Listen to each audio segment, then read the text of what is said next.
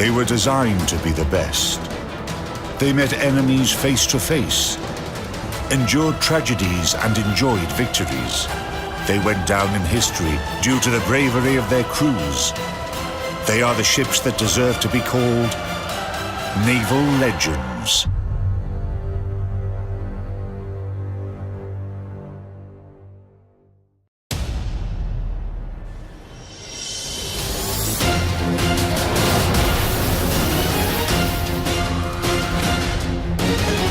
In this episode, aircraft carrier Midway, a pioneer in the jet era.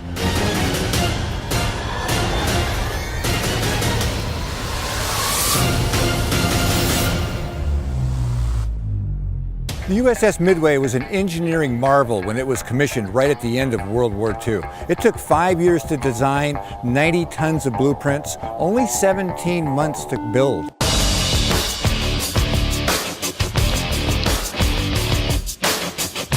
The idea to build a marvel like this was suggested by the US Navy's Bureau of Ships as far back as 1940. For American admirals, this was a dream.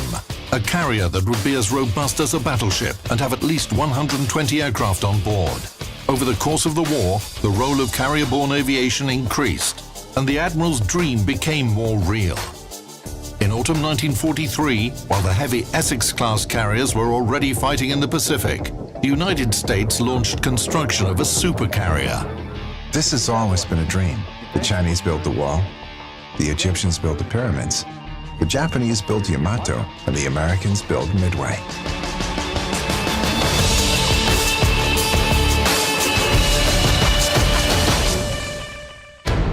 Commissioned on September the 10th, 1945, aircraft carrier Midway was the lead ship of her class. She was similar to USS Essex in terms of design, but had twice the displacement and a much higher price. Look, you've invested money in this idea, but the war shows that something's wrong. Something's not the way it should be. Something can be done better. So these funds are wasted, and you need new investments. And remember that Midway is being constructed during the war, which means the ship is constantly being upgraded. Her dimensions, equipment, armament, support systems. And it turned out that one Midway cost the same as 2 Essex-class carriers. Of course, the following Midway-class ships were cheaper, but the first one was virtually made of gold, both in terms of money and implemented technical solutions.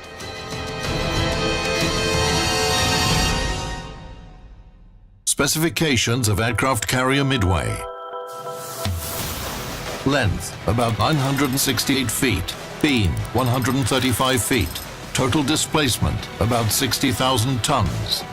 The power plant consisted of 4 turbines and 12 boilers, which produced 212,000 horsepower and allowed the huge carrier to produce a speed of 33 knots. As compared to its predecessors, Midway boasted imposing armor. No American carrier had ever been protected so well. Flight deck, 3.5 inches. Conning tower, 3.5 to 6.5 inches. To improve the ship's stability, her armor belt was different on her port and starboard side, 7.6 and 7 inches thick respectively. Armament. The ship was equipped with the most advanced versatile guns ever used in aircraft carriers. These were 18 5-inch Mark 16 guns in single mounts, designed for Montana-class battleships. The aircraft carrier also had 21 quadruple Bofors 1.57-inch guns and 20 coaxial Oerlikon 0.79-inch cannons. Midway was designed to carry 136 aircraft, such as Vought F-4U Corsair fighters, Grumman F-6F Hellcat fighters, Curtiss SB-2C Helldiver dive bombers, cruising range 15,000 miles at 15 knots. Midway was so much better than all other US Navy attack carriers, such as USS Essex and USS Saratoga, that it was distinguished as a new type, battle carriers. And only missed the war by 1 week. Many of the lessons learned from that war were incorporated here on Midway. This was the first American carrier with a steel flight deck instead of a wooden flight deck.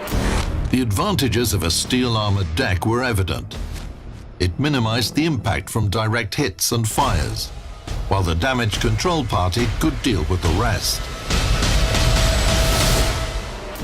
We're here in Damage Control Central, one of the most important compartments in the ship, right in the middle of the ship. It was here that emergency decisions were made when there was a fire, when there might have been an electrical short. This is where sailors called with an emergency. The damage control officer and sailors here had to make key decisions using phones to communicate with the rest of the ship.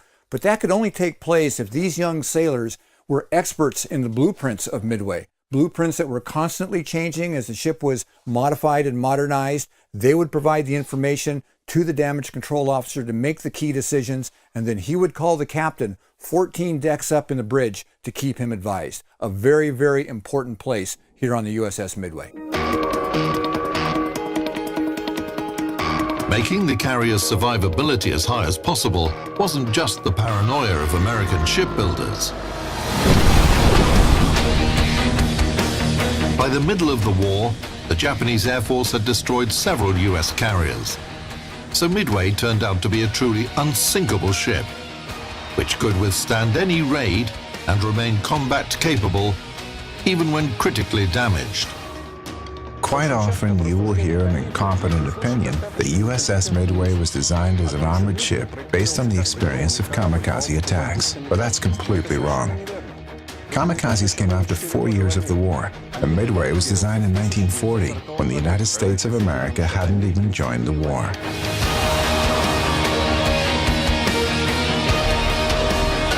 Midway could withstand a hole in its hull 300 feet long below the waterline and yet still be able to operate because of the way it was designed. There wouldn't be very much flooding and it could continue its mission.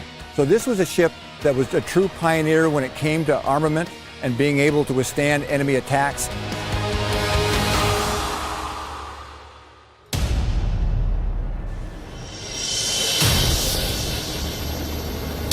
After Midway was commissioned in September 1945, she was on training for 5 months in the Caribbean, and in late February 1946, she became the flagship for the U.S. Atlantic Fleet's Carrier Division. Now USS Midway and thousands of her sailors were to serve in the rough conditions of the North Atlantic. To prepare an aircraft carrier for a month at sea, a week was required to load her with all kinds of supplies. So there would be trailers coming to the carrier all the time and discharging all kinds of stuff.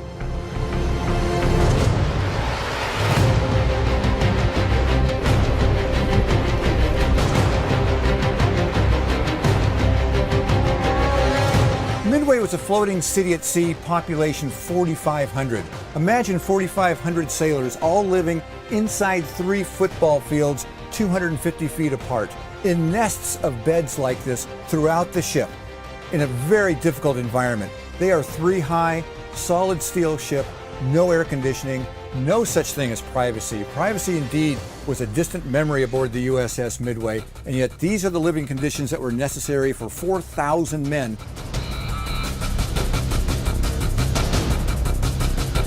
How do you take care of 4,500 men when it comes to feeding them? Well, you need 200 cooks, 10 tons of food a day, and you need to prepare 13,500 meals every single day. This is one of 6 restaurants or galleys on Midway where that took place. Cooks worked here 20 hours a day, 7 days a week to make sure 4,500 19-year-olds were well fed.